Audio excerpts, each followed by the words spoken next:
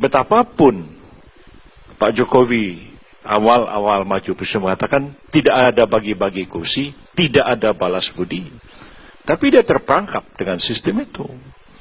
Dari awal dia sudah berkoalisi, makin banyak koalisi partai masuk ke dalamnya, dan ketika membentuk kabinet, janji-janjinya tidak dapat diwujudkan.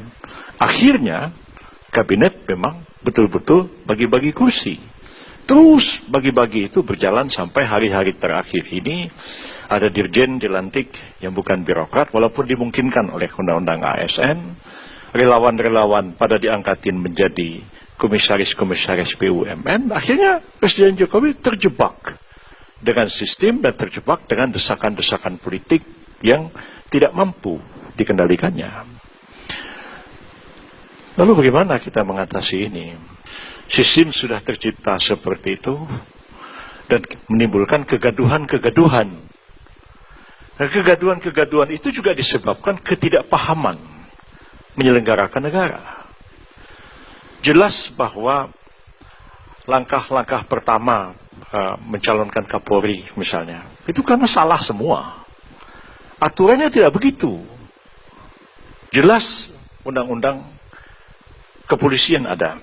Saya ingat betul karena saya yang mewakili pemerintah dengan almarhum Pak Matori Abdul Jalil membahas RUU polisi itu sampai selesai. Tapi itu kan keliru. Keliru itu kemudian menimbulkan kegaduhan. Awal-awal sudah menimbulkan kegaduhan tentang kartu-kartu sakti dan sebagainya dan sebagainya. Nah, sangatlah penting untuk memahami hakikat bernegara kita itu dan bagaimana mekanisme kita menjalankan negara. Kalau tidak, maka negara itu akan menjadi amatiran.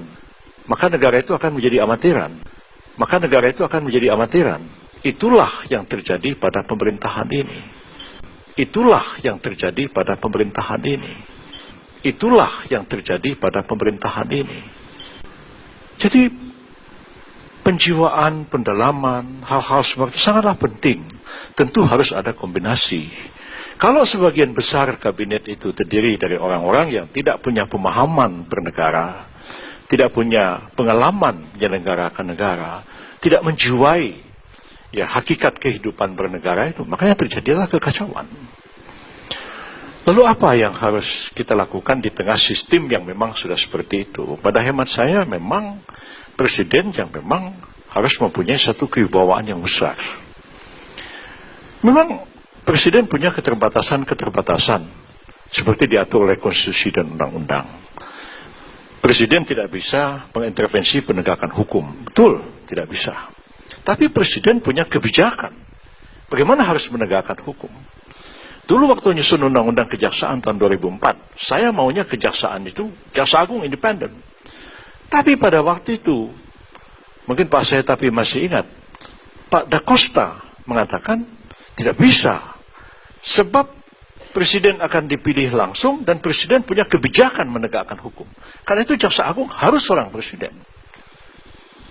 Mulanya kita mau Jaksa Agung seperti Kapolri. Diajukan begitu. Dan itulah yang terjadi. Maka lahir Undang-Undang 16 2004 itu, Jaksa Agung ada di tangan presiden. Memang, saya waktu itu mengatakan begini. Jaksa Agung itu memang bawahan presiden, jagat presiden, tanggung jawab pada presiden. Tapi kewenangan Jaksa Agung menegakkan hukum bukan bersumber dari presiden, tapi bersumber dari undang-undang. Karena itu Jaksa Agung bisa menangkap presiden.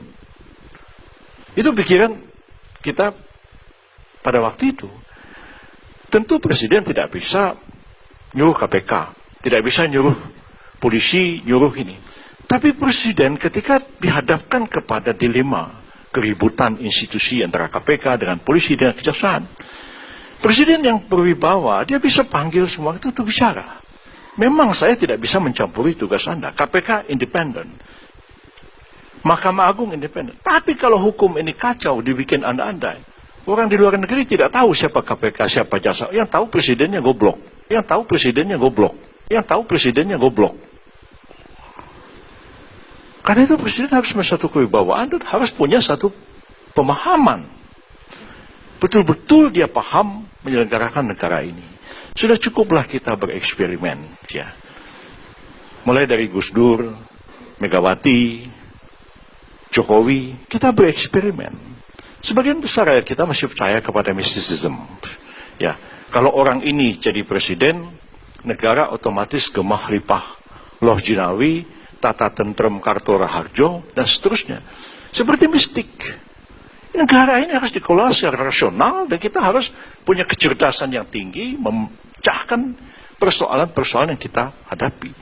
Jadi saya tidak sependapat kalau mengatakan, ya kegaduhan itu juga sesuatu yang baik.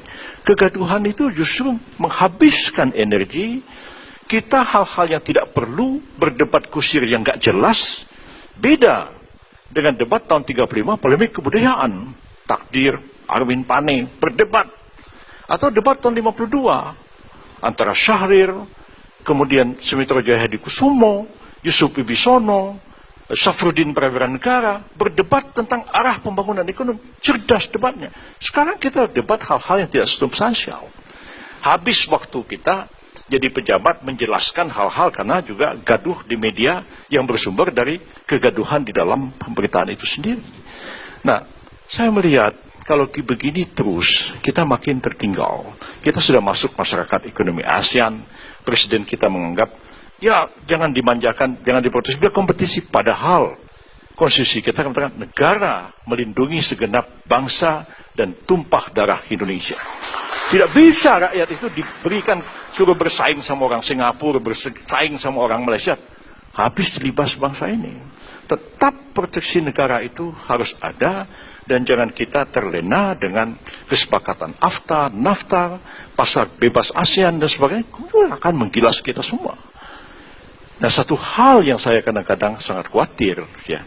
Dulu waktu saya masih muda, saya research di Pakistan tentang land reformnya Zulfikar Ali Bhutto yang ditentang ulama-ulama Pakistan. Kenapa? 5% rakyat Pakistan menguasai 95% tanah di Pakistan. Negaranya nggak bisa bergerak. Tapi sekarang apa yang terjadi? 0,2% orang Indonesia menguasai 74% tanah di Indonesia. Melalui konglomerasi PT itu, PT ini, real estate, pertambangan, perkebunan sawit, HPH, dan sebagainya. Ini cuma tinggal bom waktu. Apalagi yang 0,2% itu, maaf kalau pakai bahasa lama, itu non pribumi. Ini bom waktu. Nah, jadi saya pikir hanya presiden yang cerdas dan berani, hanya presiden yang cerdas dan berani, hanya presiden yang cerdas dan berani yang bisa menyelesaikan soal ini, dan dia memang punya kewibawaan yang besar untuk berbicara kepada semua pemimpin yang ada di negara kita ini. Begitu, Pak. Saya tambahin, 50% kekayaan Indonesia hari ini milik 1% orang Indonesia. Ya. 70% kekayaan milik 10%. 30% bagi untuk 90% orang Indonesia.